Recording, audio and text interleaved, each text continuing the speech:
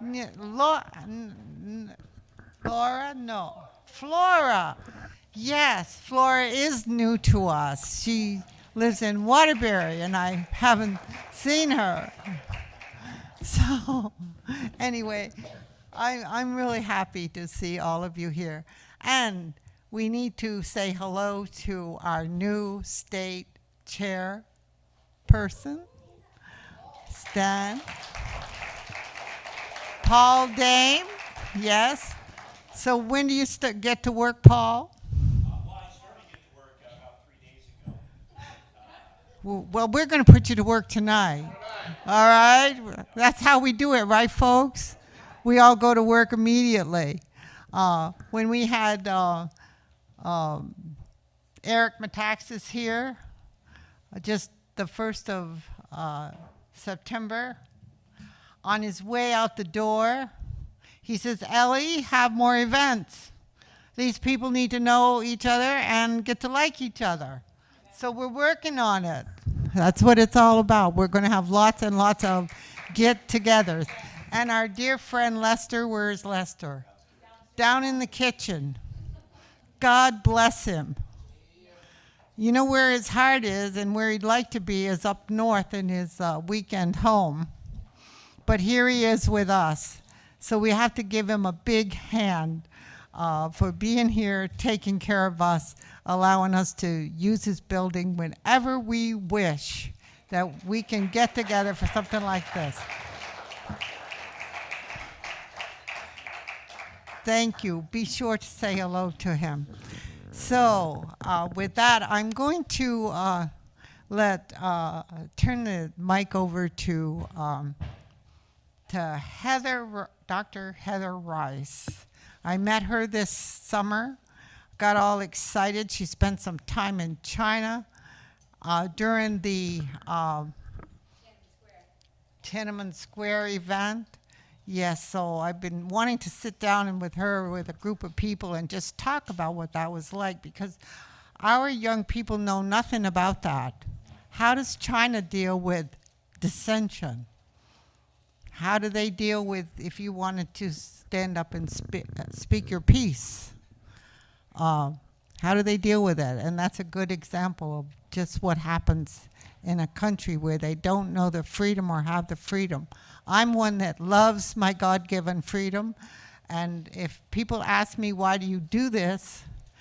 Well, I do it first for my children and grandchildren and future generations, because I want them to know and experience the same God-given freedom that I've known. That's what keeps me doing this. I love my freedom. And I will stand up and I will fight for it, as you all know that know me. So Heather is one of the leaders of Health Choice Vermont. And I'm going to turn the mic over to her and let her take it from here. I'm just happy they're here. Oh, I was supposed to tell you that Rohan, you all know Rohan over here? God bless him. Rohan, tell us, we are live. What does that mean, we are live? Where? Joe Biden is watching us right now. Let's go, Brandon. I heard from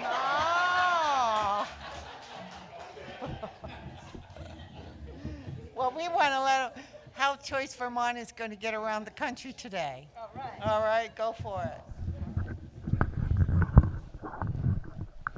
Okay, thank you so much, everybody, for coming out tonight. Did you all know that Ellie is a buffalo? Did you know that? Do you know what I mean by that? There is a tradition, not a tradition, there's a phenomenon on the prairie where when a storm comes in, you can see it coming for miles because it's flat. And the cattle, the cows, when they see that storm coming, they turn and they run as fast as they can because they want to try to outrun the storm. And before you know it, that storm catches up with them and they're in that storm for a long time because they're running with it. Some of them perish because of it. The buffalo, on the other hand, when they see the storm coming, they turn and they charge the storm. And they get right through it. But if you're going to charge the storm, you need to be robust and you need to be certain. Would you all agree that Ellie is robust and certain? She truly is a buffalo. And so I want to just, I want to call out in all of you the buffalo that you have within you. And sometimes you might have felt like cattle that you have to kind of go along, but if you're here tonight, you're probably thinking another way. And so we all need to be robust and strong. We need to be in the herd together, moving in the direction that's going to charge the storm. So I appreciate all of you being here, and thank you so much, Paul Dames. Paul has been one of the supporters for Health Choice for many, many, many years, and we so appreciate all the work that you've been doing. So Health Choice Vermont, if you don't know about it, you want to go right to your phones and put in healthchoicevt.com. And it is a resource for you to know what can you do right now to just take action. If you're not happy with the way things are going, what can you do to take action? So if you go on there, you're going to see things like, whoops, there's my password. So you're going to see on here, how do we work together for a healthier Vermont? That's what Health Choice Vermont stands for. We want to build health in everybody. And we have a tab that's all about taking action, joining events. And just so you know, we have been supporting the worldwide walkout that happened last Wednesday. We have bills right now that are on the wall in the legislature that will protect our rights. We have a bill that's the VAERS bill. If you don't know about VAERS, it's the Vaccine Adverse Events Reporting System. Please pick up some of the flyers here. It tells about all the injured, people that are getting injured from vaccines. And we have a bill that says, please report to our lawmakers every year how many Vermonters have been injured by vaccines and what is Vermont doing to support them. Nothing. Yeah, so let's and let there be penalties for doctors that do not report vaccine injuries. There's no teeth behind this so-called law that vaccine injuries need to be reported. So we have a bill for that. We have a bill for protecting bodily autonomy. Who is in charge of your body? My body, my choice, right? So what do we need to do to just step up? We shouldn't have to be protecting that. And yet here we're in a climate that we do. We've got a bill that does that. We have a bill that, there's 4 bills there. And meanwhile, there are also bills on the wall that will remove the religious exemption to vaccines right now. There's a bill on the wall that could be taken down and moved. So I just want you to know that we have things in place, but we need to have support, and our legislators need to hear from their constituents. They need to hear. And we have legislators that are saying, well, we hear from a few of you, but we have a lot of parents that really want to have the vaccines mandated for their kids. That's a conversation to have, but the point is that they're just not hearing from enough people, or at least they're saying they're not hearing from them. So we just need to flood them. We need to be noisy. We need them to know. And so you can go to the Health Choice Vermont website. You can sign up for the newsletter, and we will send action alerts out to you that include, send this email right now, click the button. You click the button, it takes you right to your rep, right to your senator. So it's all set up beautifully. And then you can also spread the word as well. And so really calling your elected representatives and senators is so important right now. Calling the governor, important right now. We have initiatives working towards unmasking our children in the schools. We have stopping the medical mandates. We have petitions. So there's a lot going on, but again, you just need to know about it, and then you need to participate and bring everybody you know to participate. And then together, we are the buffalo that will charge the storm. I'd like to now, thank you. I would like to now tell you why I'm so excited about our speaker tonight, Bill Federer. So oftentimes, we're in the present time and we're watching the chaos and the craziness that's happening. And when we start to look back in history and understand what are all the events that have that have come together. What is the thread that has come together to put us where we are right now? That is what I am so amazed about. And just a brief conversation, if you haven't already had a talk with Bill, you'll know, like within minutes, he's going to be blowing you away with how far back all of this goes. So please put your hands together and welcome another Buffalo with us, Bill Federer.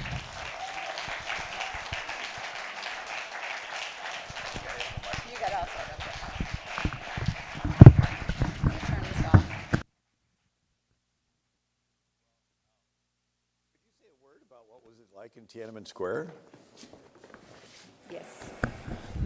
I can say more than one word. The first word that I would say actually is honored. I felt honored to be present. When I would go down to Tiananmen Square when I lived there, this is when the students all came together and they were peacefully demonstrating and recognized it was the students that came out and they wanted democracy. Because a leader had just passed away who was in support of democracy for China. And so the students loved him, and they all came to mourn him, and then they just stayed in Tiananmen Square. And so when I would go down to the square, I would have a friend with me who was an interpreter, and if I kept moving, it was good. The minute that I stopped, I would be surrounded, pressed in on by the students, and their questions were, how do you elect your president? Like, they wanted to know the details. Like, how does this democracy thing work? Because we want that. And so it was a peaceful demonstration. You know, another week later, I'm down there, and a worker shows up because now the workers have been trucked in. And the worker said to me, the students have done their work. They've done their job. Now it's up to us to take over, and we're willing to shed blood over it. Those very words. And at that time, it was still a peaceful demonstration. And then one day, I'm heading home, and down the alleyway that I always usually go on, inside the ring road, if you know what this means, the tanks are lined up outside on the ring road. I live inside the ring road. I'm heading up the alley, and down the alley come 5 soldiers, row after row after row, coming down, going into Tiananmen Square. They were all unarmed.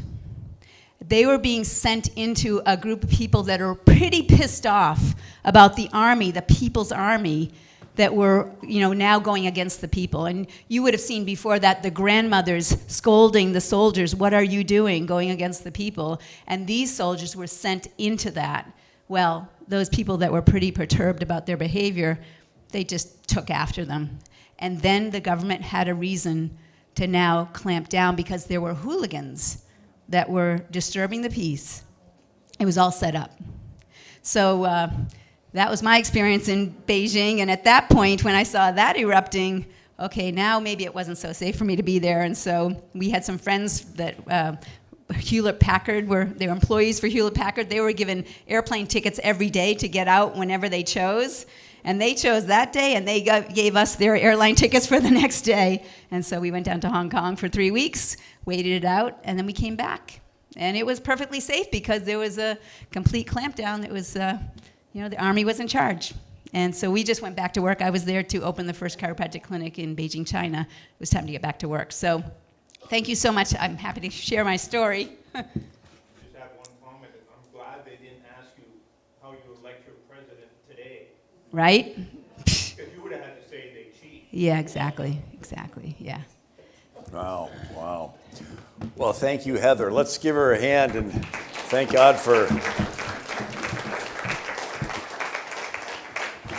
I love the Buffalo story, right? Well, I'm going to mention a word about, first of all, thank you, Ellie, for helping to put this together. Thank you, Rohan, for your work, and for each and every one of you. One of my books is on the Pilgrims. So the treacherous world of the 16th century and how the Pilgrims escaped it has a little application to what's going on, because in the common thought was you believe what the government tells you to believe. And in Islamic countries, right, you had to believe, and you know, China is, and so, but then in Europe, you had, it was all part of the Holy Roman Empire, it was Catholic, and then there is an Islamic invasion with the Muslims surrounding Vienna, Austria, 1529, with Sultan Suleiman the Magnificent, And then you have Martin Luther starts the Reformation, 1517. And the Catholic Holy Roman Emperor Charles V tries to stop the Islamic invasion, tries to stop the Reformation, can't, realizes that he needs help, so he does the Peace of Augsburg, 1555, which lets every king decide what's going to be believed in his kingdom. Let's just work together against this Islamic invasion. And so different kings in the next century believed different things. And so northern Germany and Sweden were Lutheran. Switzerland was Calvinist. Scotland was Presbyterian. Holland was Dutch Reformed. And then, of course, Italy, Spain, France, Austria, Poland were Catholic, and England, Anglican. But it was you had to believe the way your king believed, or you were a criminal. And so focusing on England, Henry VIII was originally Catholic, and he was married to Catherine of Aragon, the daughter of the King of Spain. After 18 years, she doesn't have a son. He decides to divorce her. The Pope won't recognize the divorce because she is, after all, the daughter of the most powerful guy in the world, the King of Spain. But Henry says, you know what, I'm far enough away from Rome, I'm just going to declare myself my own Pope. He starts the Church of England, puts himself on as the head, goes on to have 6 wives. Their fates were divorced, beheaded, died, divorced, beheaded, survived. So Henry VIII was not a really nice guy to be married to. Anyway, his advisors suggested, King, if you're serious about breaking from Rome, you got to stop using that Latin Bible. You need an English Bible. Then people will look to England for their spiritual heritage. German princes have Martin Luther's German Bible. That helped them to break away. You need an English Bible. Just so happened a few years earlier, Henry VIII had William Tyndale burnt at the stake for translating the Bible into English, but now he wants an English Bible. And William Tyndale's last words were, Lord, open the King of England's eyes. And so now he wants this English Bible. They basically take Tyndale's work, polish it up, call it the Great Bible, and Henry VIII orders a copy of it put in every church in England. It's the first time the common people had access to the Bible in their own language. It was nicknamed the chained Bible because they would chain it to the pulpit. It was so valuable. But people would take turns. It's your turn. My 15 minutes, you know, I mean. And so the king dusts his hands and says, that's it. We took care of Rome. But something unexpected happened. People began to read the Bible and began to compare what's in this Bible to this king divorcing and beheading his wives. And a group starts that wants to purify the Church of England. Sort of an inside revival movement. But the king doesn't think he needs any purifying, so he persecutes them. And there's another group that said it's beyond hope of purifying. We're going to separate ourselves. They called themselves separatists. We call them pilgrims. So the king passed the 5 Mile Act. If you were caught preaching within 5 miles of a town without approval of the government, you're a criminal. They passed the Conventicle Act, which comes from the word covenant, where 3 or 4, gathering in my name, I'm there in the midst, Jesus. And so this, mostly they were in Scotland, but the Conventicle Act said if you have 5 or more people meeting and you have not gotten pre-approval of the government, you're all criminals, and they'll break in and arrest you. They later changed the name of that Conventicle Act to the Riot Act, because you could be planning a riot. So you'd be having your little Bible study, the police would bust in, they would pull out a piece of paper and read the Riot Act, which says everyone must immediately disperse or we're going to arrest you, put you in jail where you'll die. Because they didn't feed you in the English jail.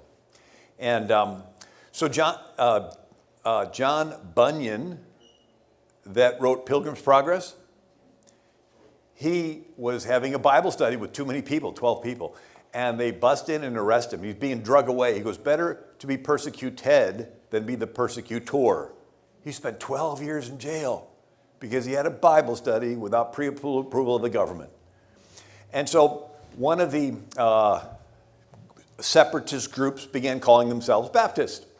And one was John Merton. And he was arrested, put in jail. They didn't feed you in the English jail. So and they also didn't give you any writing instruments, right? It's not like a Howard Johnson's where you got the nice little letterhead and some postcards, And so he's in the jail, and a friend brings him a bottle of milk, but instead of a cork, it has a wad of paper. And when nobody's around, he pulls out the paper, unfolds it, takes a splinter, dips it in the milk, and he begins to write his pamphlets out. The milk dries, it's clear. folds it up, puts it in the empty bottle. The guard takes it, his friend takes it. His friend takes it home and unfolds it and holds it above a candle just high enough so the heat of the candle turns the milk brown. And they could read what he wrote, and they would typeset the pamphlets and print, and they go, how does he do this stuff? And so the early Baptists would call it the milk of the word, right? And so another one of these separatists was named Thomas Helwise, and he is arrested. He dies in the Newgate prison. But before he dies, he writes a pamphlet, and his pamphlet says, the king is not God. And as long as the king's people obey all humane laws, the king should leave them alone. And, paraphrasing, he basically says that men's conscience is between a man and God. The king has no place. He should not set up spiritual lords and spiritual courts. If the king can stand there on the day of judgment, then fine, believe whatever the king tells you to believe. But if the king is not going to be standing with you on the day of judgment, you're accountable to God for your own conscience.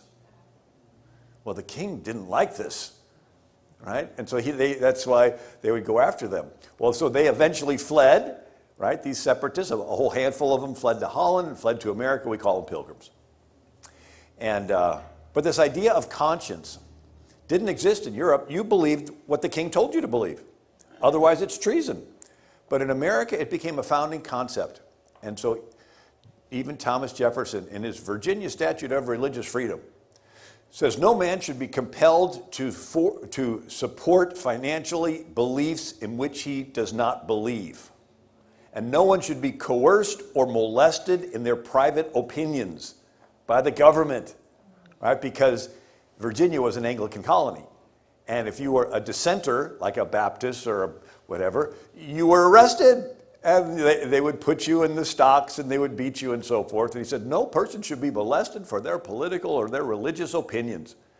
And so the rights of conscience became the foundation of American freedom. The government cannot force you to do something that is against your conscience. Period. And anyway, so that's a little bit, that's in this book. Another one has all the different revivals in American history, and conscience is important for revival. So in England, you had to believe the way the king did. I mean, what's an Anglican evangelist going to come and say, okay, who wants to believe the way the king tells you to believe? Because if you don't, we've got some, we're going to burn you at the stake outside in the back. Oh yeah, I believe what the king tells me to believe. You can only have freedom of conscience where there's freedom to believe or not believe. That's when you have John Wesley and you have George Whitefield and you have the Great Awakening Revival, where there was no penalty for believing or not believing, and they would get the crowds together and the appeal would be made to your heart. And then it would be this pull, like a magnetic pull on your heart to the Lord, and you would respond. You weren't coerced by the government from being penalized if you didn't. And so, anyway, and then there's this book. I'm going to share a little bit about it tonight. It's Miraculous Milestones in Science, Medicine, and Innovation.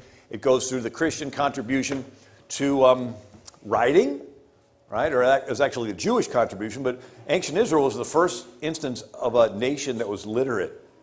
China had 10,000 Chinese characters. Egypt had 3,000 hieroglyphic characters. Sumeria had 1,500 cuneiform characters. They were only for court records, for the kings and pharaohs and emperors. And when Moses comes down the mountain, he doesn't just have the law. He has the law in a simple 22-character alphabet. First letter's Aleph, second letter Beth. Sound familiar? It's so easy to learn, kids could learn it, right? So here, the very concept of reading and writing as common people goes back to ancient Israel. But then our calendar goes back to the birth of Jesus. And I go through how, in the 5th century under Justinian, they would date things according to the year of a king, right? The 15th year of the reign of Tiberius Caesar and the second year of the reign of Hezekiah. And so by the 5th century, they were still dating things based on Anno Diocletian, right? And he was an emperor who persecuted Christians. So there's a monk named Dionysius. He's a monk, and he decides that rather than dating things back to Diocletian, he counted back to the birth of Jesus, and he wrote in the little margin, Anno Domini, in the year of our Lord's reign. Well, then you had several things happened. You got Attila the Hun wiping out cities in Europe. You got the Islam conquers Egypt, holds back all the ships of papyrus, so there's a paper shortage in Europe, so they have to write on expensive things like animal skins. And long and short, Europe begins to become less literate, and it's only the monks that know how to read and write. They later start the university system and then rebirth it again. But over time, the monks began to just forget the Anno Diocletiani, and they began to date everything Anno Domini, until that became the dating system. And then when you had, Spain, Portugal, England, Holland began to have colonies around the world, trading posts, they would take their dating system with them. And then as those trading posts grew bigger and turned into colonies, they adopted the date, till pretty soon it became the dating system for the entire planet Earth. So the dating system for the entire planet Earth goes back to the birth of Jesus. But anyway, I have a chapter in there on hospitals. And so let me get into that. So hospitals, medical care, did not start in Islam. Muhammad, right, the sultans, the caliphs, they didn't have any free medical care for poor. It didn't start in Islam. I mean, in Hinduism, in India, where they have a caste system. 4 or so major castes. The top is Brahmin, they're near divinity in the Hindu belief system, and the lowest is called the Dalits, or untouchables, and they have to clean the sewers, and no matter how good a job they do, they can never graduate in this life. And if someone's dying in the gutter, it's, according to their belief system, it's because they sinned in a past life, and if you really care about them, you will let them suffer really good, so they'll be reincarnated in a higher state in the next life. There was no motivation to do. That's why when Mother Teresa finally went over there, she's like taking care of the people in the ditch. Well, nobody else wants to do it, sure. China, 5,000 years of emperors. And they were at the top of the pyramid, and the bottom, they had a couple names for the base people, Jamin, and means, a permanent servant, slave. Another one was debtor, And the Aztecs, they would capture other tribes and bring them to the top of their pyramids and rip their beating hearts out. And they had pyramids of skulls and towers of skulls, and Cortez's men recorded it. And, more recently, people doubted it. So just 5 years ago, they were doing construction in an old building in downtown Mexico City. And they got into the foundation, and they found towers of skulls and amphitheaters of skulls, just tens of thousands of them, and women's skulls and baby skulls. These were not captives of war. This was ritual sacrifice to their Aztec gods. And so every society had this class system. And there was no motivation to take care of the health care of the poor. It started with Christianity. Now, Egypt had some rudimentary health care, where you'd put manure on a cut, or scarabs or something. But it was only for the pharaohs. Matter of fact, in the Egyptian belief system, eternal life was only for the pharaohs. So that was always considered a real honor to be buried in the tomb with them. You got to, and the Greeks, their medical care was, getting high on some drug and sleeping and letting snakes crawl over you. And it was all superstition. But again, it was only for the people that could afford to go to this retreat place where they had snakes crawling over you. There wasn't any motivation to take care of the poor. It started with Christianity. Now, the Jews did have medical care in their law. So there's ceremonial law, religious law, civil law, and then dietary law. And so the Jews said, when you have to relieve yourself, you don't do it next to your tent. You have to go outside the camp and take a shovel with you and go, right? That's a big deal, because you would have all kinds of, cholera and diseases that would take place otherwise. And of course, not eating pork, because they would eat garbage and stuff and get worms. And so if you followed the kosher law, you wouldn't get those.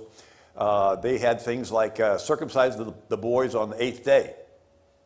And they found out that on the 8th day is when the little boy's vitamin K peaks at the highest, and vitamin K is needed for blood clotting. And interesting things, but also the Hebrews, if somebody caught a disease, the priest would put them away for 40 days, and then, check on them to see if they're better. And if they're better, they get to come back in society. If not, they're permanently lepers and they got to stay outside the camp. And so there were Jews around the world. And so there's a community of Jews in Italy. And when the bubonic plague came through, they would isolate people for 40 days. And so they were basically not hit by the bubonic plague like other peoples were. And the Italian word for 40 is quaranta. And that's where we get the word quarantine. So the very concept, got to quarantine somebody. That's quarantine comes from Italian, 40 comes from the Jews, that the law says you would separate people. So the Jews did have health care laws built in there. But as far as the health care taking care of the poor, that goes back to Jesus. He said, I was sick and you visited me. Tells the story of the Good Samaritan, guy's beat up, lying on the side of the road. Somebody comes along, pours in oil and wine, takes him to an inn, says, I'll pay you some more when I get back. And whatever you do, the least of my brethren, you do unto me.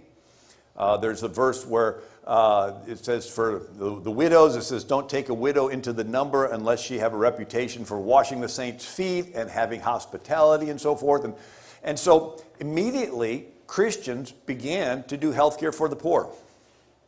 And there was pilgrimages.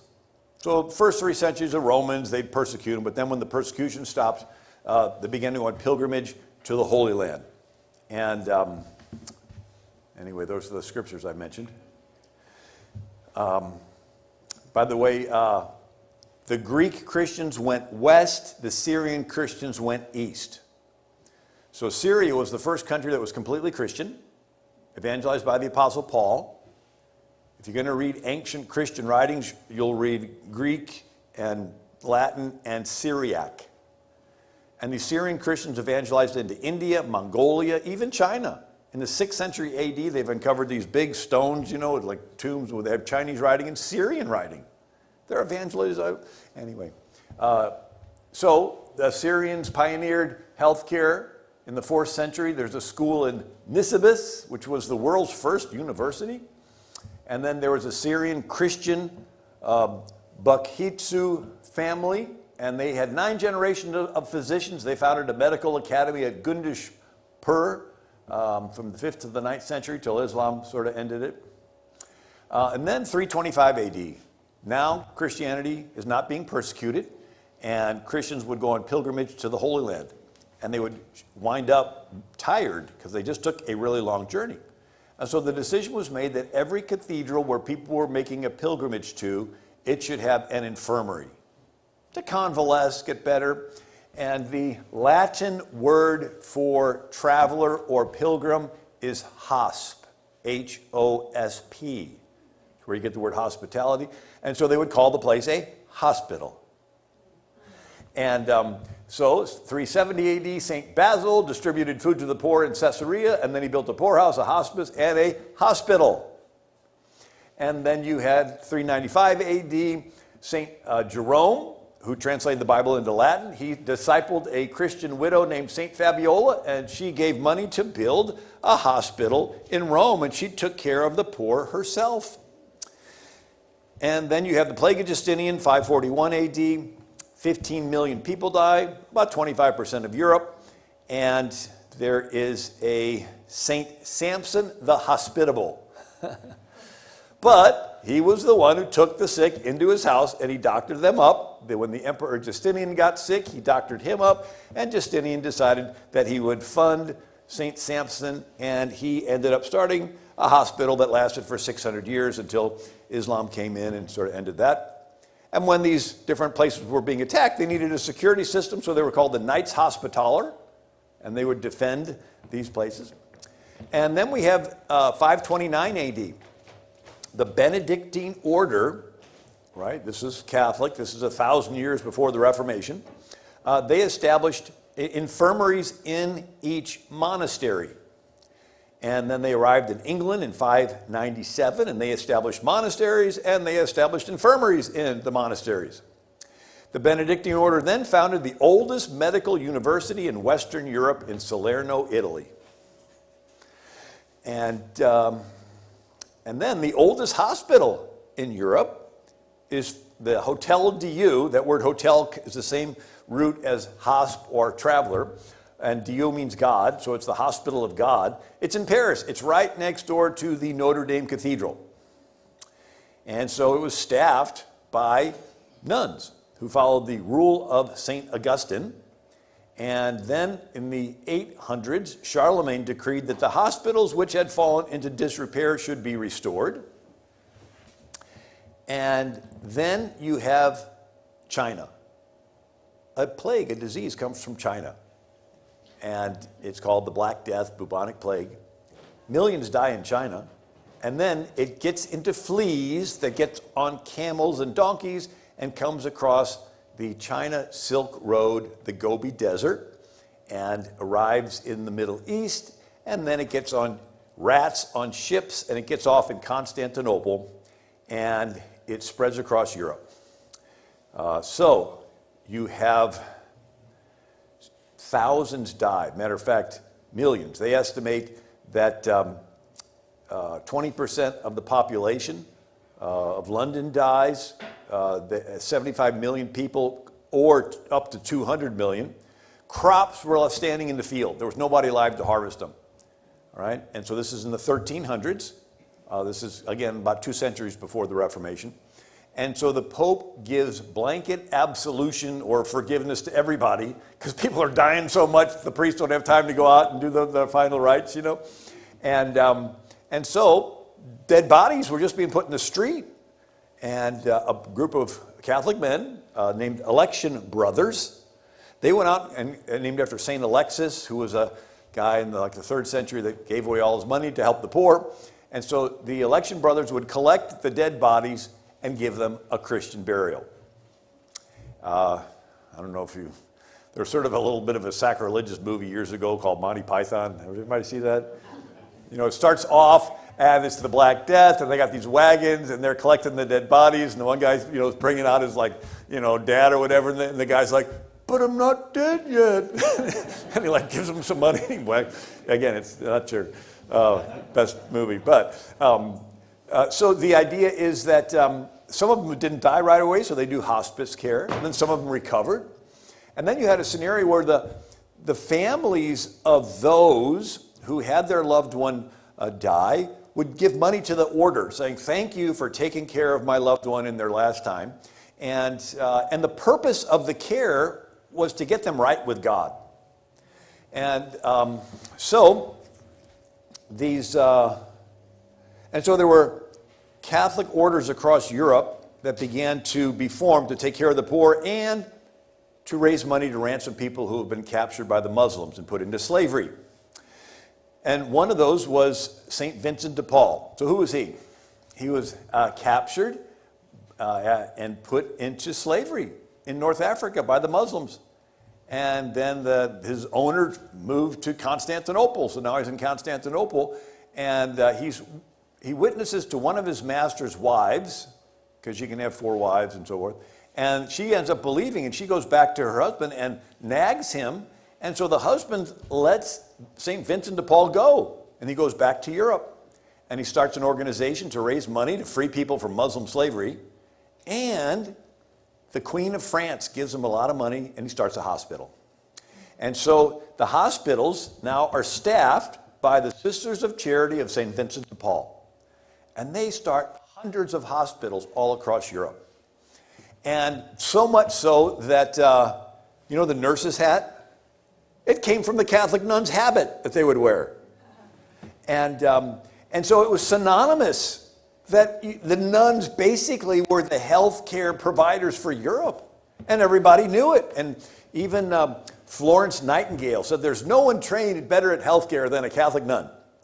And they ran these different hospitals, you know. Now, most of it was convalescent and cleaning wounds and so forth, not as scientific, but still, this was the origins of hospital care. It was Christians being involved, following their conscience, wanting to do unto the least of these as they would do unto Jesus. And then you had the Great Plague of London, 1666. 100,000 people die, a quarter of the city. That's when 24-year-old Isaac Newton has to leave Oxford and flee the city, and he goes out on family estate, and that's when he sees the apple fall and comes up with this theory of gravity and discovers. But at that same 1666 plague is when 22-year-old William Penn, his dad's a famous admiral, and he comes into London, and he witnesses the Quakers taking care of the sick. And it made an impression on him. And as the years went on, William Penn Jr. ended up becoming a Quaker, and then he founded Pennsylvania. 1789, there are now 6,000 Sisters of Charity running 426 hospitals all across Europe: France, Poland, Austria, Switzerland, Italy, Spain, Celestia, which is the Czech area, and then Germany. And then the French Revolution happens. And the new secular government of France decides that all these nuns have to give up their religious convictions and embrace this new secular government. And they wouldn't. And so they decided to line these nuns up and march them out to the guillotine and chop off their heads. Right? And they're all singing like Psalms 117. It's their, church, they're singing it, and there'd be one less person singing, one less person singing, one less person singing, until finally nobody's singing anymore. Sort of reminds you of federal court forces Little Sisters of the Poor to fund abortions under Obamacare mandate. It's like, here's the secular government forcing them to give up their religious convictions when it's their religious convictions that started healthcare in the first place. Does anybody see what's going on here? Christians, motivated by their Christian faith to take care of the poor, their consciences, the government slips in and takes control and now says, get rid of your conscience. When we tell you to participate in an abortion, you got to do it. Or transgendered surgery, you got to do it. Or getting vaxxed, you got to do it. Just give up your conscience and just let us own you. First hospital in America, started by Ben Franklin and Benjamin Rush, 1755, and it does have on the cornerstone that for the relief of the sick, and may the God of mercies bless the undertaken. And then it says done in the year of the Lord, year of Christ. Revolutionary War. More people died of smallpox than died in battle. Did you know that? And George Washington had gone to Barbados with his older half-brother Lawrence. He had an illness, and the doctor thought if you go to the tropical area, it'll help you recover. While young 17-year-old George Washington was on Barbados, he caught smallpox. And he recovered, but that was significant because he was able to be the general and ride around through the whole Revolutionary War and be able to give commands and not have to worry about getting smallpox. Now, this was a big deal during the Revolution because when they would consider vaccinating people, and the old pre-COVID definition of vaccination comes from the word vaca, which means cow, because they had cowpox, and they would take a weakened version of the virus, the pox, and let somebody be exposed to it. And so they would have, one was like Jonathan Edwards, and he was the president of Princeton, and somebody had smallpox. Well, pox are little, bubbles in your skin, and then scab over. They would take a razor and scrape it over the scab, and then there'd be like dust, and they blow it up your nose. And then another is they would take a string and put it through somebody's little pussy pucks, and then they would make a little slit in your skin, and they'd put that little string in there, and then they'd cover it over, and but they didn't know how it spread. And so Abigail Adams would write letters to John Adams, and she would put in the letter, P.S., don't forget to smoke your letters before you send them. What's that? They'd have a little box on their desk, and they would put the letter in there, and then a little drawer where they would take something and, incense or something, but light it on fire and stick it in there and let this little box fill up with smoke. And they thought, well, that'll help to purge it of any impurities. But there were when smallpox and the yellow fever and these different plagues hit Boston, they had just mass graves.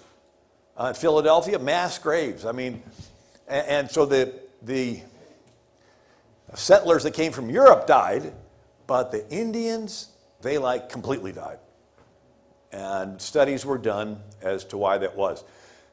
Most people understand that the first inhabitants of America came over the Bering Strait from China and Siberia, and they did DNA tests, and they said how the American Indian DNA has similarities to the Mongolian and Siberian DNA, namely high cheekbones, no beards for the men, and black straight hair, and these different features. And so anyway, at some point in the past, the Bering Strait was either frozen or lower water level, and they came across, and then it got impassable.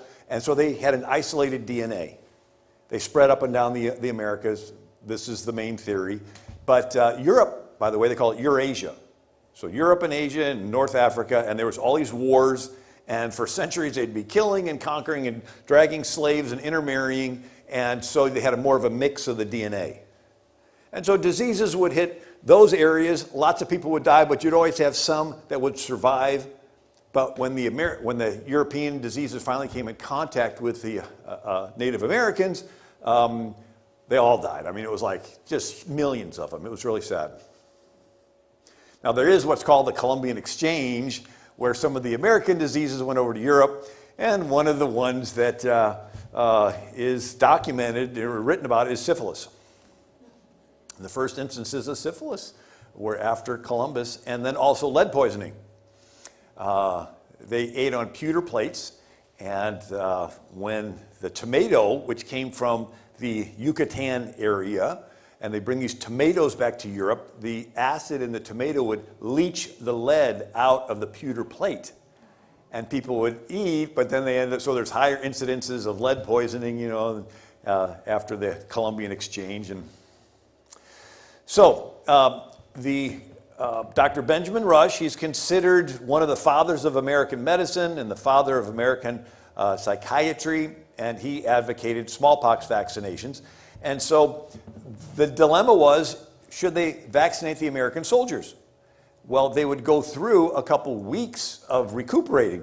And Washington writes letters. He goes, if the British find out that we just vaccinated all of our troops, they'll know how weak we are. They'll attack. We'll get defeated. So, maybe we should rotate them and do some at a time and some not at a time. I mean, this was a big deal. He'd say, and then the British would take over Boston, and people got smallpox, and they would release the American prisoners. And, the American prisoners would be coming there, they got freed. And then all of a sudden they realized these guys have smallpox, and they would spread it. Milford, Connecticut. The British ships pull up, and they let a bunch of American captives off. And they found out they all had smallpox. And so there's this one doctor, everybody loved him, he's doctoring everybody, doing a really great job, but he finally ends up dying of smallpox himself. And so then we have the different denominations and schools. So you had, Harvard started a medical school. It was Joseph's Story, if I'm not mistaken. Different ones that started hospitals. But the medical care was basically the doctor showing up at your house with his bag. And then the first hospital started west of the Mississippi was founded by the Daughters of Charity of St. Vincent de Paul. And so they would be coming over from Europe, and when 1849, you had the cholera epidemic.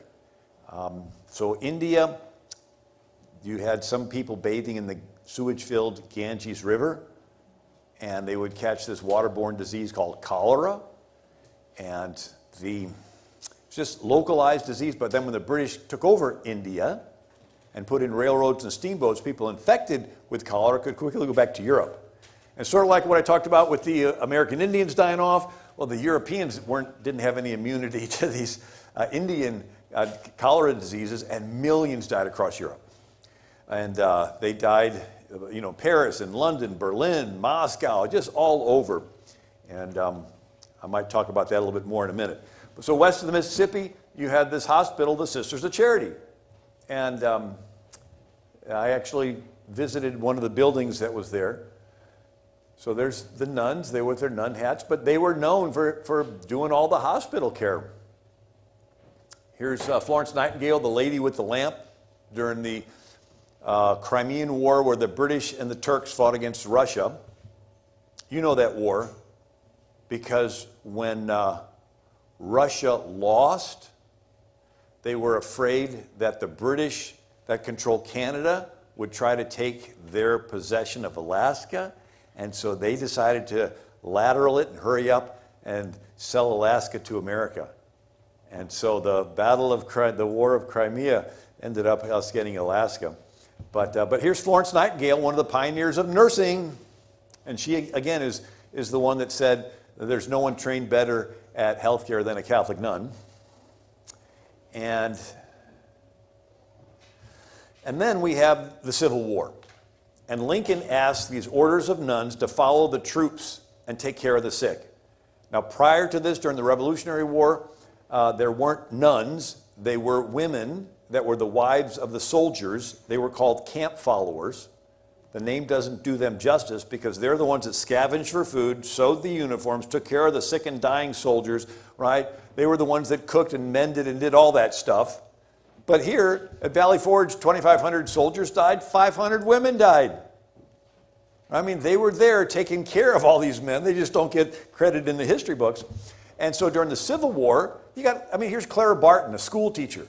And she's following the army around, and they're turning houses into hospitals and cutting off arms and legs. And they hadn't invented or discovered washing hands yet. And so the doctor would show off how hard he was working by how much blood was on his apron. Yeah, man, had a tough day, and he's got blood everywhere. And it's like, And then Ignace Semmelweis over in Hungary, Austria, discovered that, there's these little microscopic things that you can't see, and they'll go from one patient to the other. And anyway, so these nuns of the battlefield, they also helped out during the Spanish-American War. And there's a plaque in Washington, D.C. To these angels of the battlefield, right? The nurses that were sisters, that were nuns. And why am I talking about this? Because it's Christians of all the different denominations that pioneered healthcare in America. Do you know 8 of the 10 largest medical corporations were founded by Catholics? And then the others were founded by Seventh-day Adventists, Lutherans, Presbyterians, Baptists, all the other different denominations. Just a couple of them were, funded by a wealthy person that donated the money, but the other ones were religious. And here's a Civil War Surgeon General, Hammond, reported to Lincoln, volunteer nurses cannot compare in efficiency and faithfulness with the Sisters of Charity. And again, they were doing it for free. They were doing it because they were doing it, whatever you do to the least of these, my brethren, you do unto me. They were doing it as unto the Lord. And then over time, you began to have people getting jobs working in hospitals, and then unionizing them, and then wanting wages, and then all of that is beginning to cause the prices to go up, but the biggest one was lawsuits. And these attorneys suing the doctors and the hospitals and getting these multi-million-dollar settlements. And these hospitals couldn't afford to pay that. And so they had to have insurance. And more insurance, and more insurance, and more insurance, till the price of health care just went through the roof. And then people are saying, we need help with the health care. And so employers began to say, you know what, we're going to hire you, but we're going to give you a little perk. We're going to take care of your medical expenses. It's like, oh, great. Then pretty soon, it became the norm, until pretty soon everybody's health care was through their employer. But still, the prices are going up and up because of these lawsuits. If they would have just put in some liability limits, then the prices wouldn't go up. And then you had doctors that were doing free medical care. They'd go into the inner cities, they'd do the free medical care for free, except some of those people started suing the doctors. And they're like, look, I really want to take care. There's one, a car accident, and the doctor got out to help the person. And, maybe the person recovered, but they felt like they could have been taken care of better. They sue the doctor that stopped along the highway. So what happens to the doctors? They're like, keep driving. Now, thankfully, third world countries, they're not organized enough. And so doctors will go to these third world countries and do what? Free medical care, free dentist care, free all this stuff. Like you set up that chiropractic hospital there in China, right? And so this is the motivation. They want to help people. Yet it's because of these lawsuits and because of a lot of the politicians this is their career, they don't want the prices to go down. But back then it was done for free. And people could donate the money, and they donate to keep it going. And anyway, there's Mother Teresa going to India, and she says, I take care of the poor because I love Jesus. I say, this is sick Jesus. This one, whatever you do, the least he's my brother, and you've done it to me. And there's the nuns' hats that they used to wear. And Father Damon, Catholic priest, goes to Hawaii. Some of those diseases that some other areas of the world had, and now that from Captain Cook discovering Hawaii, all these other countries would stop by there and spread their diseases there, and one of them was leprosy. And the Hawaiian people had no resistance to it, right? Or very little. And so here's this priest. They had Molokai, which was one of the islands they just dedicated to, if you've ever, I've never been there, a friend of mine has. It's like a 3,000-foot cliff, and then there's the little beach area, but you can't access it from the island side. And so this little area became a colony for lepers. And this Father Damien took care of the lepers. So respected was he that Hawaii put a statue of him in front of their capital there in Hawaii, and each state got to pick 2 people to represent their state in the U.S. Capitol. Hawaii picked one of the statues of Father Damien. And then you got, is this interesting? Did I put you all to sleep?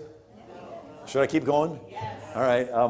So again, I'm tracing the advancement of healthcare because the conclusion is that here they're telling medical professionals that have religious convictions about things like vaccinations and all the other stuff, transgendered surgeries and abortions, and they're telling them, give up your consciences and just do what we tell you, when again, it's the Christian consciences that invented and pioneered and spread health care. Right? It wasn't being spread in Islam. It was a Christian guy. So Clara Barton, after the Civil War, she goes over to Europe, and there's a bunch of more wars over there, and there's a guy named Henry Dunant, or Henri Dunant, and he's a Christian, and he runs the YMCA in Basel or Geneva, Switzerland, and then he is there for one of those wars, and he starts the International Red Cross. And then Clara Barton takes the idea, comes back, and starts the American Red Cross. And anyway, so Dr. Ignaz Semmelweis came up with this idea of washing hands between patients. And he's an Austrian in Hungary, and he's ridiculed for it so much that he ends up banished from the medical profession and dies in an insane asylum. But a doctor in America who's a Christian, Oliver Wendell Holmes Sr., he is the dean of the Harvard Medical School. He coined the word anesthesia, and he's the first one to introduce the use of a microscope and seeing the little tiny things there, and so he pioneered hand washing, this new medical protocol, right? And the main reason was to stop the contagious puerperal fever. Am I saying that right? But it's postpartum infection. So the doctors would come in the morning and do their autopsies, and then in the afternoon they would deliver babies without washing their hands in between. And then the mothers would end up dying in childbirth because of the blood there, and then they would touch it, and then the infected blood would somehow get into the mother's blood. And it happened so much. You see these tombstones, died in childbirth, right? And he noticed that, gee, if you wash your hands in between, fewer women die. And he says this in the New England Journal of Medicine, 1843. After doctors examined patients who died of fatal illness, Holmes advised they wash their hands, purify their instruments before delivering babies. I beg to be heard in behalf of the women whose lives are at stake until some stronger voice can plead for them. Oliver Wendell Holmes, again, Christian, he was considered an American fireside poet. And there was, a half dozen of them that were very popular, sort of like the Henry Wadsworth Longfellow, and they would be, pro-American, and but they would always have sort of warm-hearted stories. But he said, most people are willing to take the Sermon on the Mount as a flag to sail under, but few will use it as a rudder by which to steer. And Holmes said, to reach the port of heaven, we must sail sometimes with the wind and sometimes against it, but we must sail and not drift, nor lie at anchor. So it reminds you of the buffalo story there. And then Holmes said, some people are so heavenly minded that they are no earthly good. You've heard of that one, right? That was Oliver Wendell Holmes Sr. Same time, we got Louis Pasteur over in France, father of microbiology. 3 of his five kids died of typhoid, and he pioneers germ theory and pasteurization. He says, science which brings man nearer to God. And Pasteur described anaerobic without oxygen bacteria. The more I study nature, the more I stand amazed at the work of the Creator. Into his tiniest creatures, God placed extraordinary properties that turn them into agents of destruction of dead matter. Right? So you have some dead cells, and it'll eat away the dead cells so you can get healthy again. So now we're discovering all these little microscopic things. There's another Christian doctor named Joseph Lister, and he pioneered antiseptic surgery, and he's a Quaker and Episcopal, and we all know him from Listerine. And he said, he's speaking to some graduating medical students, it is our proud office to tend to the fleshly tabernacle of the immortal spirit. In pursuit of this noble and holy calling, I wish you all Godspeed. I am a believer in the fundamental doctrines of Christianity. Another guy is Albert Schweitzer. He's a Lutheran pastor in Germany. He's 30 years old and decides to do a career change. He heard a missionary talk, some Gabon, Africa, talking about the need there. And so he switches from being a pastor, goes to medical school, studies, and then goes over there into these remote villages. And his motto was reverence for life. Doesn't matter what race, doesn't matter what anything, it's just reverence for life. And yes, am I out of time? No, you're not out. As far as I'm concerned, you're not out of time. But I know you a little bit now, and I know you can go on all night. So, but I want to know if you would come a little closer to where we're at now and help us to look back at what's happened to bring us to where we are, where people are losing their jobs, they're being forced to take the jab, whether they want to or not. They're having to leave their schools because they're required to wear masks or have a jab. Can you kind of work us from this point, maybe back in what's brought us to this point? What led to where we are now? Yeah, well, primarily us not knowing this history and letting them come in. A lot of it is the government giving finances. I was at one of the conferences where there was a Dr. Lee Merritt, and she talked about how Bill Gates funnels billions of dollars to Fauci, who funnels it out to all kinds of research projects in all these different hospitals, so much so that it becomes an important part of their budgets. And so basically they have to do what the signal has told them, otherwise they could have all this money yanked and they'd be in financial collapse.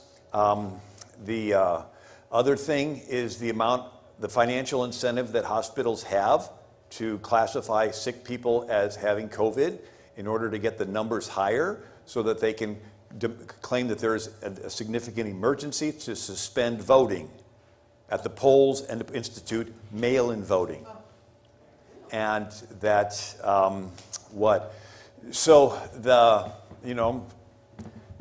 Florida, somebody died in a motorcycle accident, and they called it COVID death. Some nurses sent some testing swabs that had not been used on anybody, and they came back positive. And then they found out that the testing companies have been bought by George Soros and Bill Gates. And they find a whole lot of things. One of them was showing pictures of hydroxychloroquine factories all around the world that were blown up this last year. Why would you do that? A doctor friend of mine, Zuhdi Jasser, he's sometimes on Fox News.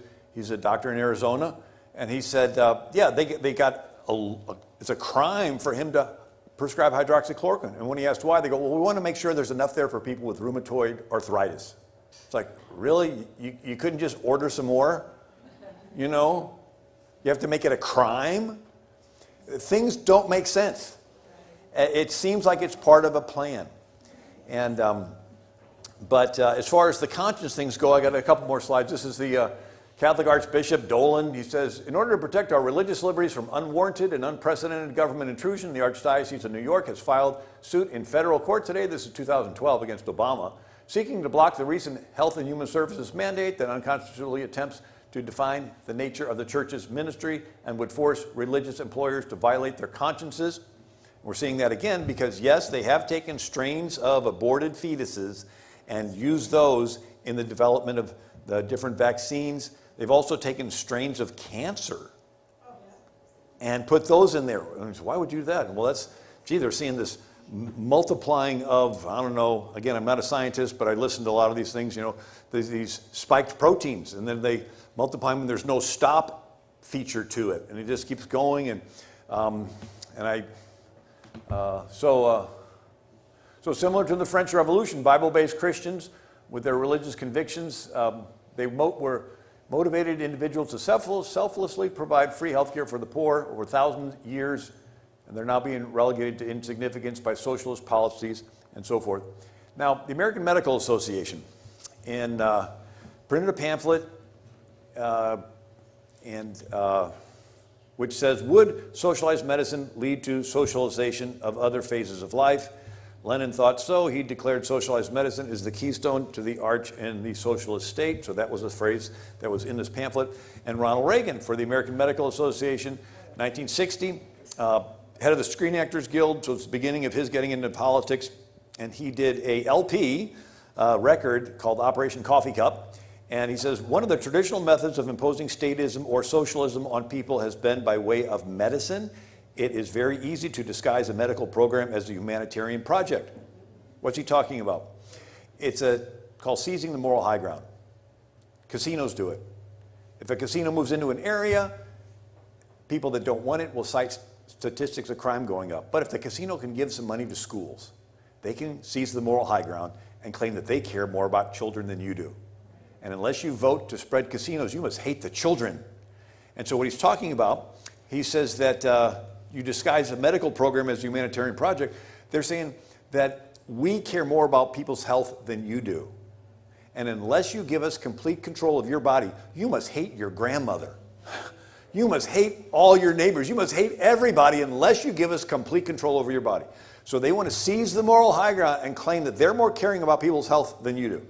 What about all these alternative protocols? What about, I've talked to doctors that said somebody's on their deathbed in 2 days of ivermectin and they're out walking out the door. And the ivermectin was developed by a Japanese scientist who isolated it from the soil, and it's so effective, it cured river blindness in Africa, and there's no downside to it. I was talking to one doctor, he says, it's a miracle drug. There's nothing bad that can happen from you taking it, and it can cure all these different things. And here you have the government wanting to do everything they can to stop it. And Reagan goes on, Congressman Farrand introduced the Farrand bill that all people of Social Security age should be brought under a program of compulsory health insurance. He said, if we can only break through and get our foot inside the door, then we can expand the program after that. Right? So they want to use this as an avenue to take over things. And then I have a part of my presentation is where, I don't know if I can get this on the screen or not. Oh, I think I need to take this off the presentation mode. We'll see what that happens. All right, let me go here. So I sent out a daily email, and this is one of the ones I did, and it's the Nazis. And Hitler was in charge, and he began implementing universal health care. And So the New York Times reported October 10th, 1933, Nazi plan to kill incurables to end pain. German religious groups opposed the move. The Ministry of Justice explaining the Nazi aims. Religious groups opposed the move. And this is the Ministry of Justice in Germany explaining the Nazi aims regarding the German Penal Code today announced its intentions to authorize physicians to end the sufferings of incurable patients in the interest of true humanity. The New York Times continued, the Catholic newspaper Germania hastened to observe the Catholic faith binds the conscience of its followers not to accept this method. In Lutheran circles too, life is regarded as something that God alone can take. Euthanasia has become a widely discussed word in the Reich. No life still valuable to the state will be wantonly destroyed. Right? So as long as you're so useful to the state, you get to live. But if they not, and so when Germany's economy suffered, expenses had to be cut from the national health care plan. Expenses like keeping alive handicapped, insane, chronically ill, elderly, and those with dementia, they were considered lebensunwertes Leben, life unworthy of life. I mean, here's somebody that's not mentally there. They don't even know who they are. They're not going to miss being alive. And then elderly in government, nobody visits them. They've already lived their life, you know. And then somebody that's in pain, so, oh, they're suffering every day. Let's just free them from their body of pain. And so then you had sterilization of unfit parents. And they called them useless eaters. And so then they decided to send to the gas chambers criminals, convicts, street bums, beggar, poor, gypsies. They were called leeches on the state. I mean, they're hanging around begging. I mean, it's like, you know, it's not safe. And then they got rid of the criminals. Why should you have to pay taxes to feed this criminal in jail? Let's just send him to the gas chambers. In the United States, U.S. Supreme Court Justice Oliver Wendell Holmes Jr. Notice the junior. This is the son of the good guy. This guy's off the rockers. So he decided he was going to play God in his infamous Buck v. Bell decision. And this is where there was this pseudoscience that said that people with low IQ would have children with low IQ. And I've actually met a guy last week whose both of his parents were Down syndrome, and he's a doctor. All right, went to a top-notch medical school, right? So anyway, so in this Buck v. Bell decision, he writes, for the protection and health of those deemed intellectually disabled should be forcibly sterilized by the government. And his famous statement, 3 generations of imbeciles are enough. And so why is that significant? Well, that influenced Planned Parenthood founder Margaret Sanger with a grant from the Rockefeller Foundation. She organized the World Population Conference in 1927, and a featured speaker at the conference was Eugen Fischer, who prior to World War I ran a concentration camp in German-controlled Nambia in Africa, where he performed gruesome medical experiments on Africans. And his pseudoscience research on eugenics, Principles of Human Heredity and Race and Hygiene, was read by Hitler in prison. After World War I, Hitler was in prison for a short time. And it became the basis for Hitler's racial superiority in Mein Kampf. And then Eugene Fischer's work led to the Nazi law for the prevention of hereditary diseased offspring, 1933, which caused hundreds of mixed-race German Africans and French Africans to be subjected to compulsory sterilization. And this is all part of this socialized universal health care. An associate of Margaret Sanger's was eugenist Madison Grant, founder of the New York Zoological Society. He put an African pygmy from the Congo, from the Mbutu tribe, and his name was Ada Benga, in a cage in a monkey house in the Bronx Zoo. Grant wrote the racist Darwinist book, The Passing of the Great Race, which Hitler not only read, but sent him a thank you letter. Margaret Sanger wrote in 1932, apply a stern and rigid policy of sterilization and segregation to that grade of population whose progeny is tainted and with objectionable traits and so forth. Sanger founded the Birth Control Review, and in an April 1933 edition of the Birth Control Review, She published an article, Eugenic Sterilization, by German eugenist Ernst Rudin. He's considered the father of racial hygiene.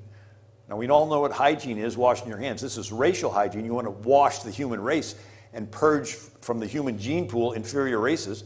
Ernst Rudin recommended that the state prevent hereditary defective genes from passing to future generations by those considered inferior under mankind, called Untermensch. And the National Socialist Workers' Party labeled the Aryan race as Herrenvolk, master race, or Übermensch, supermankind. The Aryan etymology originated in Iran, so Aryan was Iranian. And anyway, the National Socialist Workers' Party enacted the unconscionable plans to reduce the population and purge the human gene pool of Jews, Gypsies, slaves, Negroes, and others whom they considered inferior. As a result, 6 million Jews and millions of others were barbarically killed in gruesome gas chambers and ovens. And the Nazi autonomists harvested human body parts from prisoners for scientific research and gruesome laboratory experiments. One cannot help but see the similarities between Nazi medical experimentation with human body parts and recent headlines. Planned Parenthood executive fetal body parts subject of controversial video.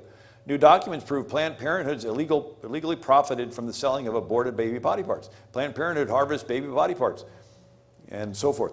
I actually met David Daleiden, the young guy that took the films of the Planned Parenthood people selling them, and he said that the films that they confiscated, right, Kamala Harris, when she was in her position as Attorney General of California, she's the one that pressed it. Instead of going after Planned Parenthood, she was getting money from Planned Parenthood. She goes over him for revealing what Planned Parenthood was doing.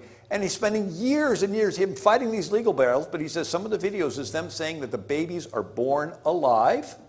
They do not anesthetize them because the drugs would hinder the organs that they're wanting to sell for research. It's the most cruel, barbaric thing that takes place on American soil. And what's a just God supposed to do? If he doesn't do anything, he's given consent to it. And if he gives consent to it, he's no longer a just God. When Cain killed Abel, God says, your brother's blood cries out to me from the ground. What was it crying? You're a just God, and injustice was done. You got to judge the guy that did it, because if you don't judge the guy that did it, you're giving consent, and you're no longer a just God.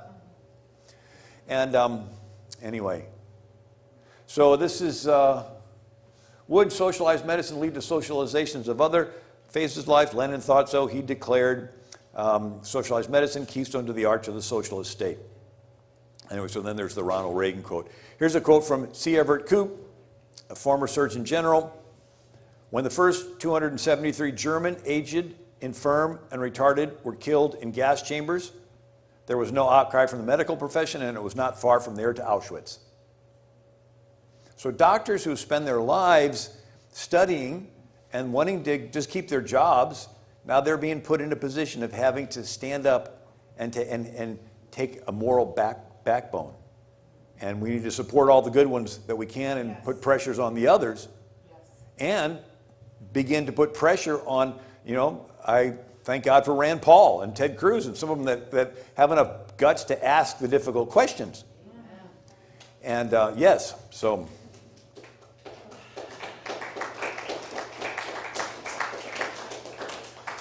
So a famous British journalist, Malcolm Muggeridge, explained, we have had for those who have eyes to see an object lesson for the quest of quality of life without reference to sanctity of life can involve. The origins of the Holocaust lay not in Nazi terrorism, but in German acceptance of euthanasia and mercy killing as humane and estimable.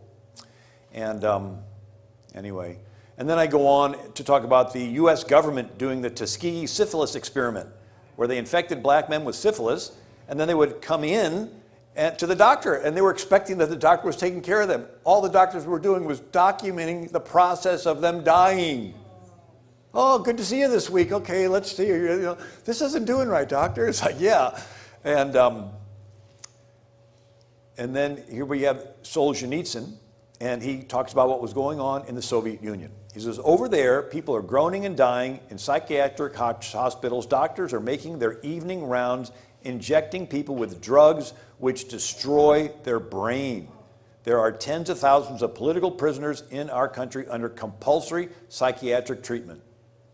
And I just read how all those January 6th visitors to the Capitol that they're calling insurrectionists, of course they were unarmed and everything, that they're being put under immense psychological pressure, like re-education camps, and inside of the, so anyway, I just thought I'd come and give you a little encouragement tonight, and yeah. But I do think that this is a time when each of us are being called to take a stand, and it's an important time. And let's see here. There's one other thing that I think is interesting is how to brainwash a nation. I didn't. How many of you heard me talk about this? Maybe earlier today. I don't know. But it's worth noting. I'll try to go through it real quick. So 1800s marketing was Wells Fargo wagon, Sears catalog, and they would list every single detail about a sewing machine. And then the early 1900s marketing turned into slick magazines, and they would make it look like everybody's using a product, and they would say nothing about the product. And the classic is Crisco. Do you know what's in Crisco? Nobody knew. They call it vegetable based. And all they did was have these slick advertisements showing it, people using it, and they're happy, and they made it look like it was so successful it put out of business the lard industry, because they take lard from rendering animals and make soap and stuff. And so, do you know what's in Crisco? It's cottonseed. So they would take the cottons from the south, these seeds, and mush it into this black monkey oil and use it in factories and machinery. Nobody ate that stuff. Somebody decided to bleach it and do a nice slick advertising campaign, and we all ate it. And so it's this idea that people buy stuff because they know about it, but now they buy stuff not because they know about it, but because everybody's using it. They see everybody else with it.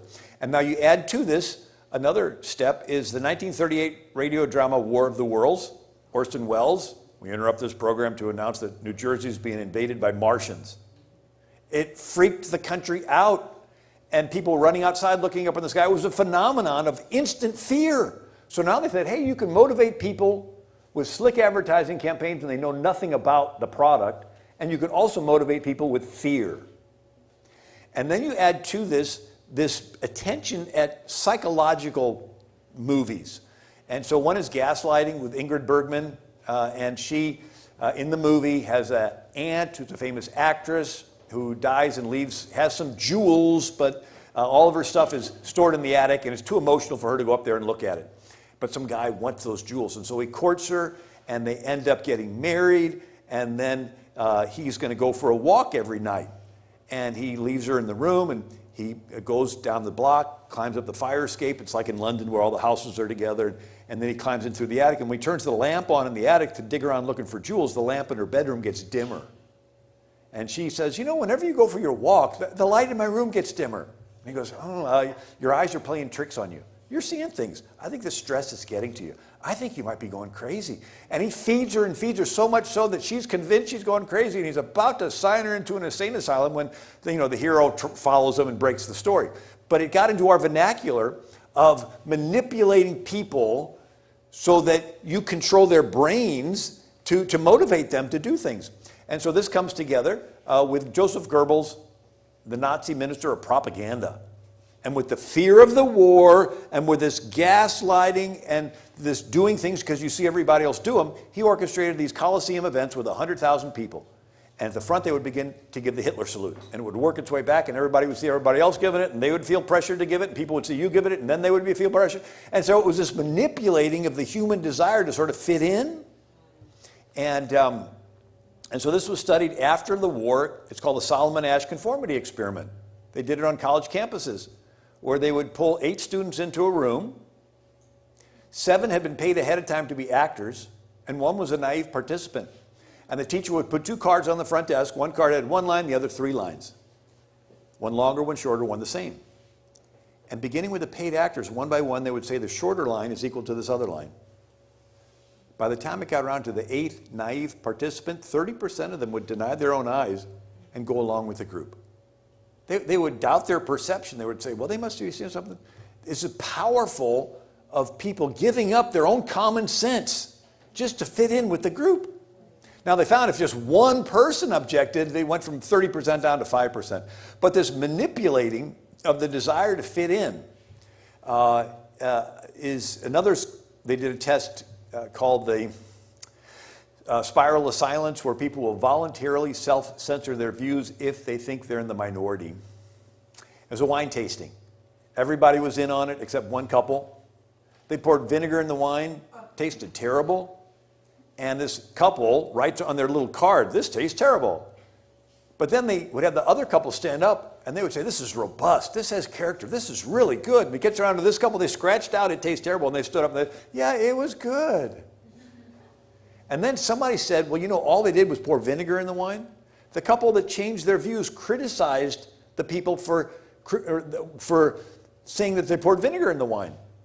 They ended up defending the lie. And this is something called false enforcement. Once people buy into the lie, they will want to force you to buy into the lie. You're supposed to wear a mask. I don't know why we're wearing a mask. I mean, the size of the virus compared to the holes in the mask, it's like trying to stop mosquitoes with a chain link fence. And even Fauci had to admit to Rand Paul, it's all theater, right? But everybody has to wear it. You have to wear it. And they'll pull out their phone. "You're not wearing it. We'll let everybody know you're not wearing it," right? They don't know what, it's just, they're enforcing something that they have no clue anything about, but they see everybody else doing it and they feel pressure to do it. So this manipulating of public opinion was studied and used in the Korean War prisoners. Young guys went into the war loving America, and when we rescued them, they hated America. And the question was, what happened to those guys in prison? They did something called brainwashing. Comes from the Buddhist concept of cleansing the mind and an emotional reset. So they would take these prisoners and isolate them and put them through deprivation for a long period of time until they just craved wanting to get back to normal, craved wanting to be around other people, you know. And then when they were finally at this breaking point, they would bring them into a room with other prisoners. And all these other prisoners had already caved. And before this prisoner could be accepted in the group, he had to confess his whiteness, confess that he was part of the evil Western capitalist system that was doing all terrible things all around the world. And when he finally rejected America and so forth, then he got this emotional reinforcement. And it solidified it in his brain. And it's very similar. Let's say you have a dog that is unruly and it hates you and it's gnarling. And if you lock it in a room for a week, and you don't feed it, and it's dark in the room, and you put it through no water. I mean, this thing is going, it gets to the point of death. And then finally, you open the door, and you give it some water and food, and you pet it. And the thing's so weak, then you give it some more water and food and more. Until pretty soon, this dog looks at you as its new benefactor, right? So it's an intentional putting of the population in periods where everybody is isolated. Everybody is separated from society. They go through this deprivation, and they just say, "We just want to get back to normal." And they say, "Okay, but before you do, you got to confess that you got to give us, you got to take this shot or this booster or this, you've got to give up your freedoms. You got to give up control of your body in order for you to get back to this normal that you want so bad." So these are psychological operations. There's a guy named Clausewitz, 1800s, military theorist. And he said, the purpose of war is to force your enemy to submit to your will. So you got this war, you're killing lots of bodies. Why are you killing their body? Because their mind is loyal to the other side. What if you could just mess with their mind and get them to stop being patriotic to the other side? Or demoralize them, or get them into fear, get them into, right? So this idea is psychological warfare. Sun Tzu's Art of War, 6th century BC, said supreme excellence in a commander is to get your enemy to surrender without a fight. You just mess with their brain so much so that they panic and they freak out, right? Well, 5th generation warfare is you get your enemy to surrender without them even being aware that they are in a war. I mean, why even let them know that they're in a war? Just get them to submit to your will. And that's what we're experiencing today. And anyway, don't have time to get into it all. I do want to point out that their whole concept is to manipulate the strong human desire to fit in with the group for a political agenda. Everybody wants to fit in with the group. Little kids want to fit in the classroom, wear the same clothes other people do. You know, ladies read fashion magazines because they want to see what everybody else is wearing because they want to fit in, right? You know, people want to be recognized by their, the Emmy Awards, by their group. And so it's manipulating the human desire to want to be accepted in a group. In most countries, they call it honor-shame culture. And it's powerful. So here's Peter tells Jesus that he will die before he denies Jesus. And then he's with a group around a fire, and some girl gets in his face and says, "You're with Jesus." And here's Peter looking at the people around the fire, and they're all looking at him, and he goes, I never met the guy. I mean, if there wasn't a group around the fire and it was just him and this girl, he probably would have. But although everybody's staring at Peter, he's like, The power of the group peer pressure is very powerful. Now, after the resurrection, Peter was filled with the Holy Spirit, and he got to the place where he could care less about the group. He stood up to the Sanhedrin, and he says, is it better to obey God or man? And that's the key. If you don't know God, all you have is being accepted by the group. And it's online. You know, everybody wants to be followed and friended and liked, and nobody wants to be deplatformed and blocked and censored, right? And so everybody wants to be accepted by this group. And Jesus is calling us out of the group. He says, you got to shun the fear of man and only care about the fear of God. Yes. Amen. And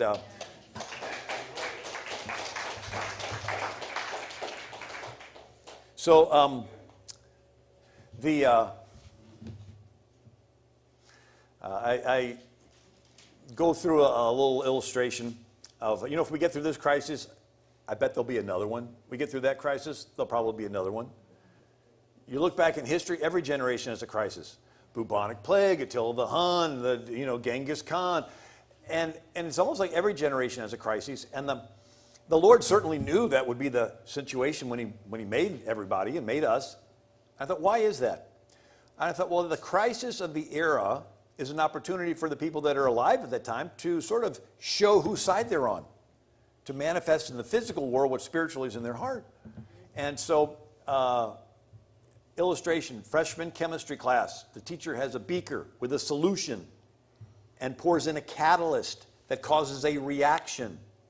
And some stuff in the beaker precipitates and gets heavy, and little particles float to the bottom of the beaker, and other stuff gets effervescent and bubbly and floats to the top.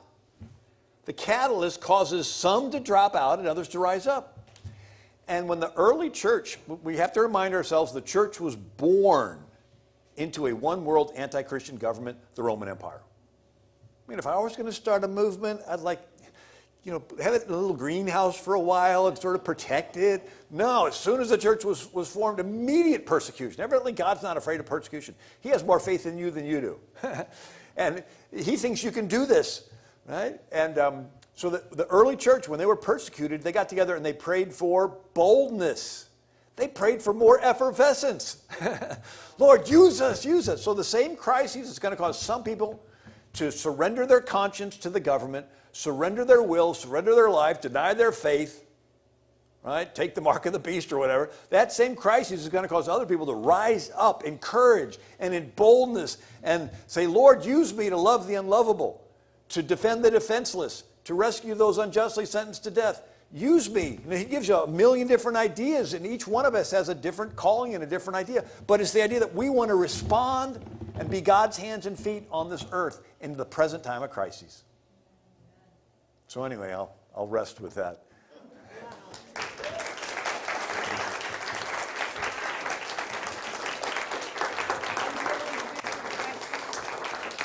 If they want. Would you like to do some questions and answers here? Yes. All right, look at that. Yes, indeed. So who's first?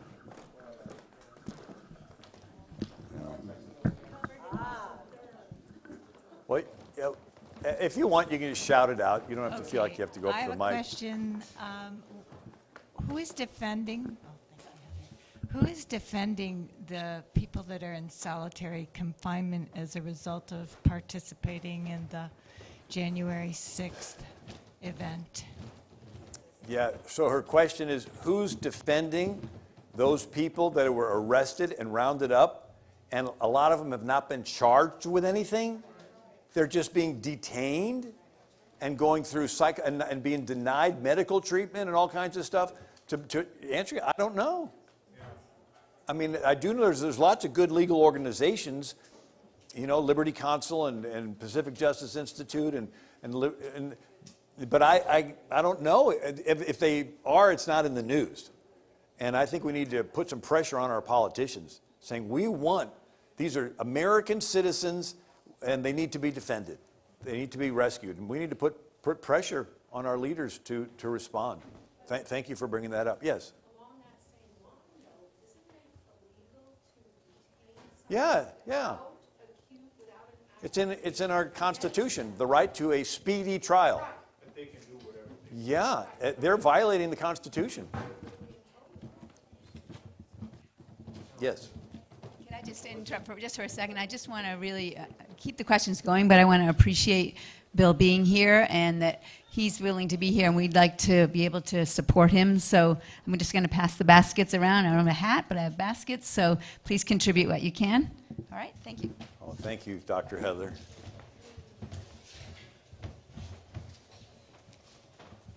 Yes. Go through how Rockefeller started the AMA and the American Cancer Society, and why hasn't that been stopped? Yeah,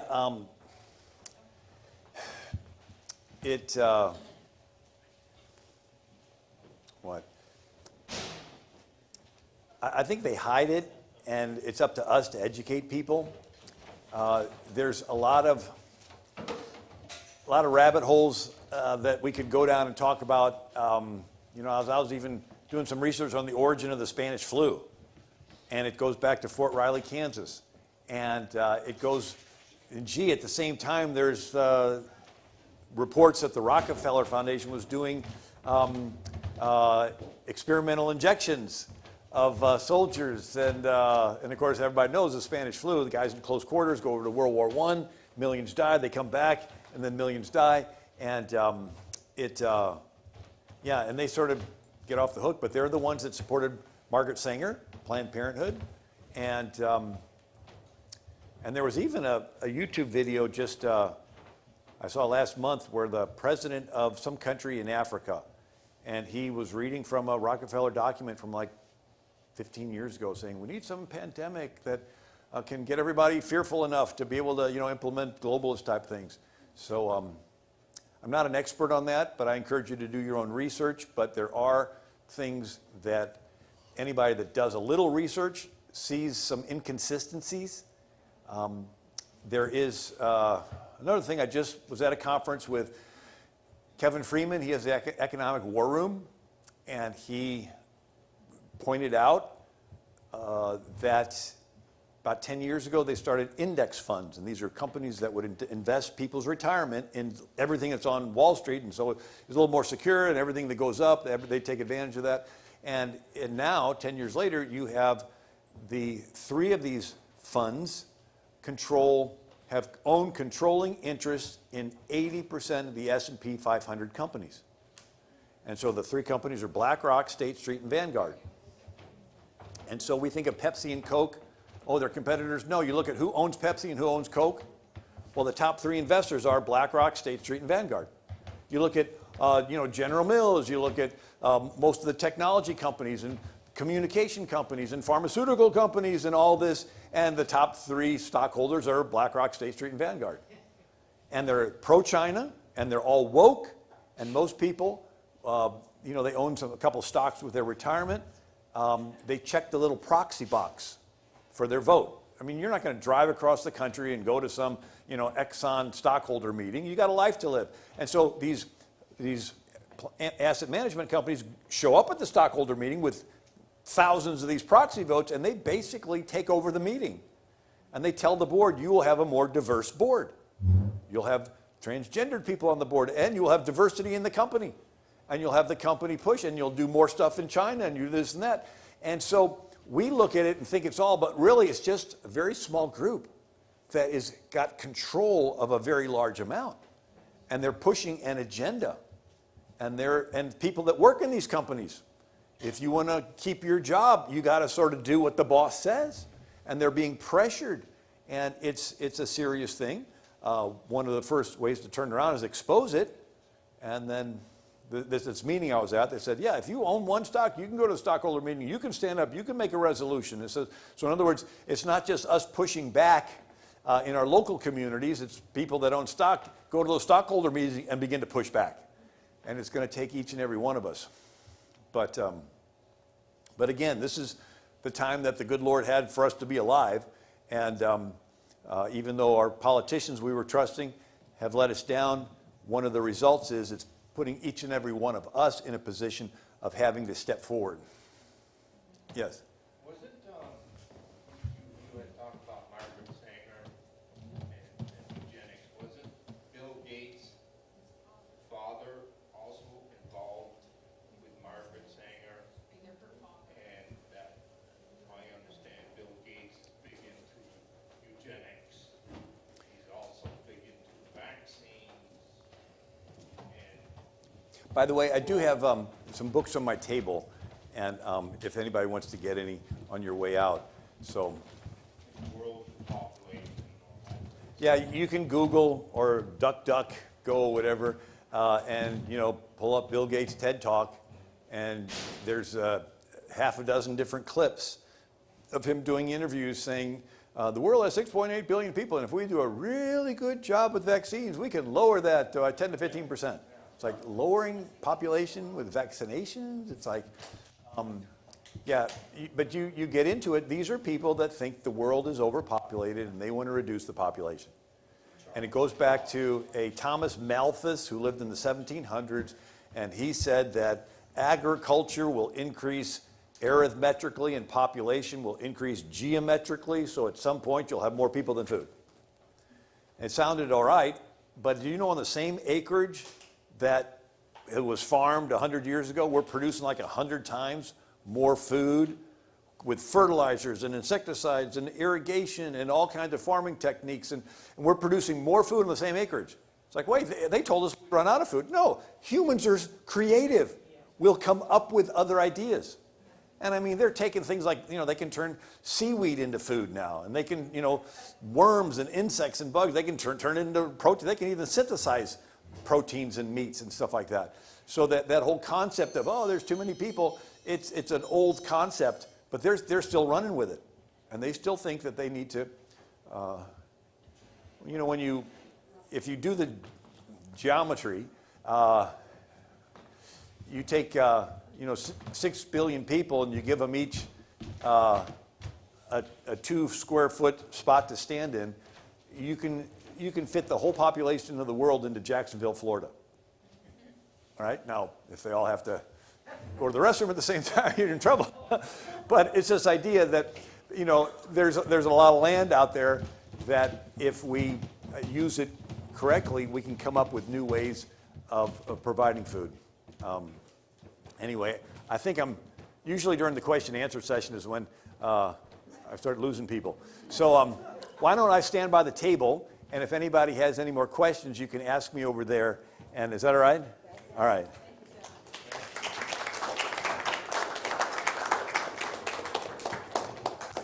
Thank you so much. My kids stayed through the whole thing. Oh. Are you happy? I forced them to come. Hello. Like, we were going to go out to dinner, so thank you. Hi there. Hello, everybody. I want to say thank you, especially to Bill for spending this time with us, and with you all for spending this time with us. One of the things that I'm learning from Bill is how important it is for us to stand up for that which is near and dear to our hearts. Just stand up for it. And history tells us every time. You notice how Bill answers every question with a bit of history? Here's what took place in history. And I just have benefited so much from this weekend, because this is an answer to prayer for me, to see that when I say silent no more, folks, there's people like you standing up and coming out, and our numbers are growing. And I'm tickled to death. I'm so tickled that all of you are here, and I want to hear your voices loud and clear. Please get involved in the politics of what's going on in our country. Stand up for it and speak your piece. Amen. Yes. So you end up having a dictator. Yeah, I bought your books, but I didn't get that one, so I'll try. Was it good? I do a lot of research in different VT Livestream specializes in video streaming live events in real time with the utmost care and accuracy. We pride ourselves in our ability to connect friends and family virtually so they can share in life's most treasured moments. Weddings, birthdays, memorial services, sporting events, or conferences. Whatever the event, whatever moment you would like to share with your loved ones far away, we can help. A meaningful obituary for someone who has passed on is an important part of keeping their legacy alive. Introducing Vermont Obituaries, a video obituary which allows you to capture the spirit of the loved one who has passed with a custom, visual, and personal story of the deceased biography, genealogy, achievements, surviving family, date and time of a memorial service, and donation requests. With a click of a button, your beautiful video obituary can be shared online, submitted to a newspaper, or posted via social media to notify others of their passing. Please contact us for more information, and thank you for watching.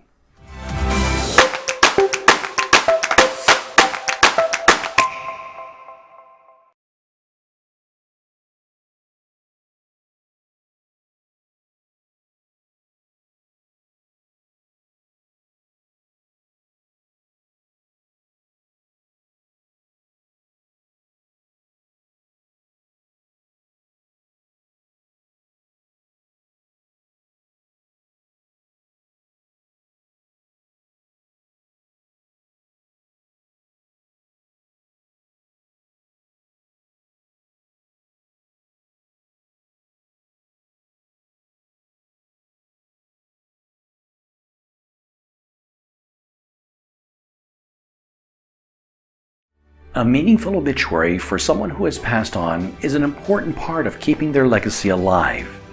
Introducing Vermont Obituaries, a video obituary which allows you to capture the spirit of the loved one who has passed with a custom, visual, and personal story of the deceased biography, genealogy, achievements, surviving family, date and time of a memorial service, and donation requests.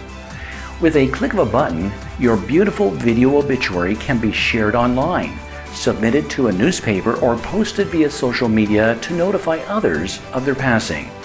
Please contact us for more information, and thank you for watching.